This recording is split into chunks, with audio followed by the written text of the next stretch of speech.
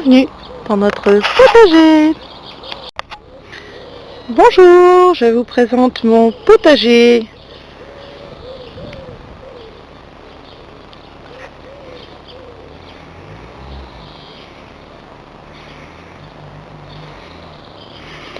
Alors on découvre ici les buttes d'aromatiques. Sous la structure, nous avons des tomates avec des aubergines et des poivrons.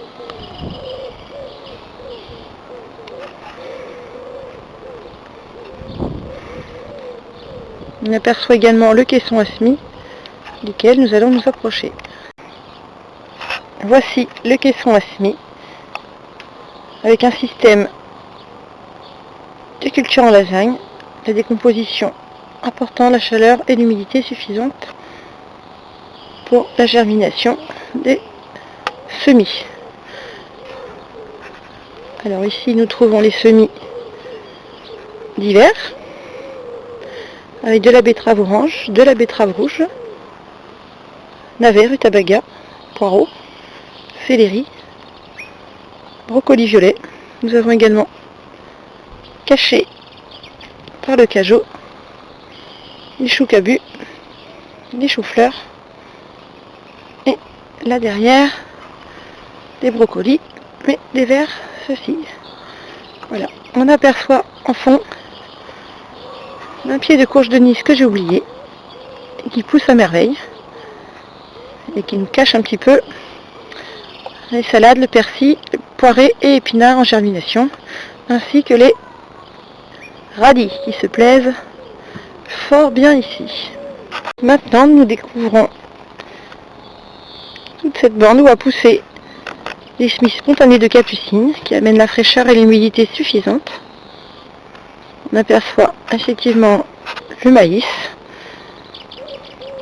à croquer, qui est magnifique.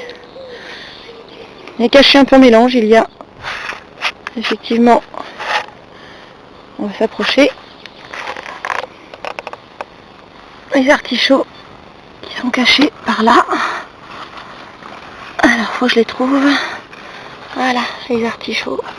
Je sais pas si on aperçoit comme il faut, qui poussent tranquillement sous le couvert végétal. Il y a également les potirons, potimarrons, courges musquées. Tout ça se côtoie à merveille.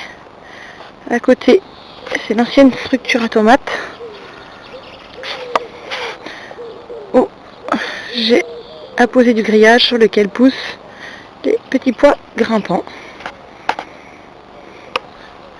Et en dessous, on trouve les cornichons qui vont grimper sur le petit filet, ici présent, sur le grillage.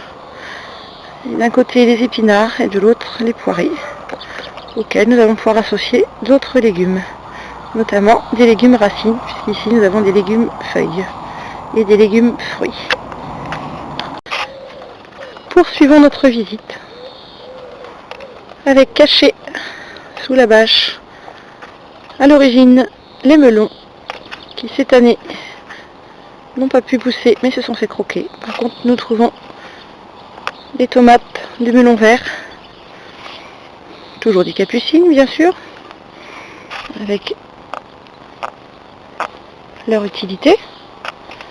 Donc là je m'approche, on aperçoit des tomates, un pied de tomate notamment ici qui se porte bien. Nous avons ici un pied de melon d'eau, associé également aux salades. Et puis là, quelle surprise, un seul pied de citrouille qui a poussé spontanément et qui se plaît à merveille. Voilà, tout ce petit monde cohabite avec à côté la structure de tomates sur lesquelles poussent également les coco-tarbais. On aperçoit un ici et caché sous les tuiles.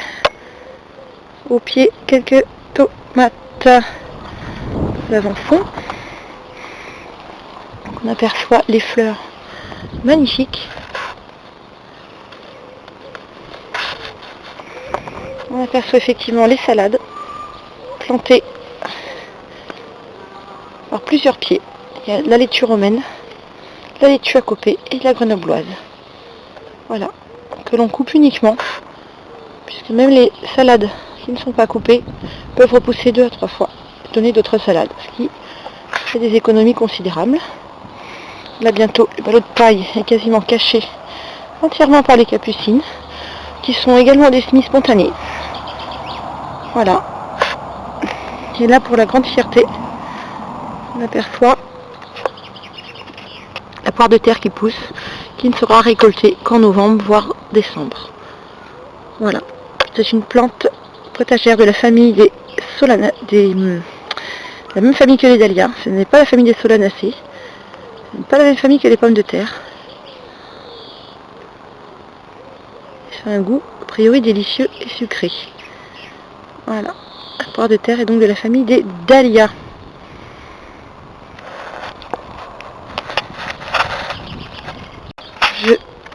Je vous présente également Papy Lucien et Mamie Lucienne, les gardiens du potager.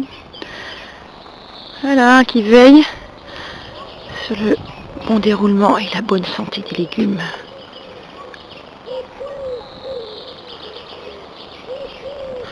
Alors, cette année, on se plaint. La végétation est en retard. Mais pas de panique. La nature va bien nous réserver quelques surprises. Voilà, on aperçoit la bande fleurie qui va bientôt déménager à l'automne. Les pommes de terre qui finiront bien par arriver un jour. Et les haricots. On aperçoit les dahlias, courge musquée, butternut, potimarron. Nous allons avancer vers la structure. Un petit peu. Voilà. Ici, butternut.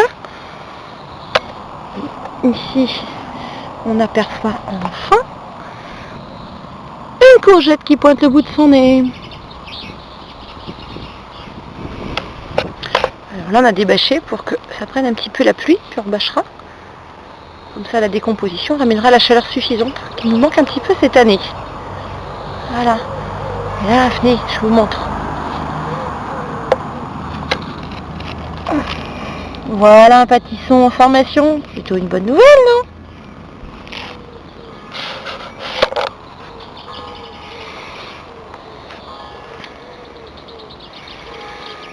Là, on aperçoit, on retournera le voir, l'hôtel à insectes.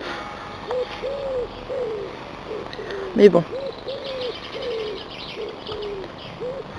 Ça, c'est le gîte et le couvert éventuellement pour l'hiver. Pour l'instant, ils ont ce qu'il faut pour manger et s'abriter.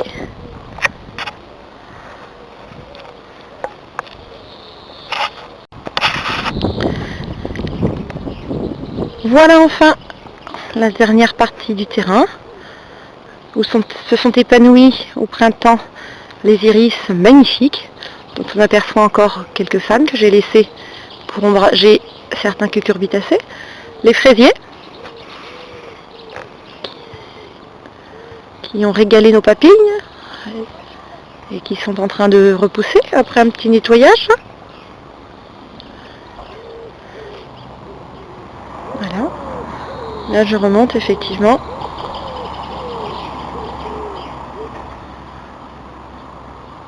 La petite allée.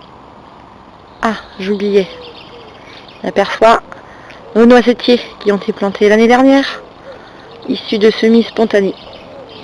Des rejetons quoi. Ils sont beaux, non?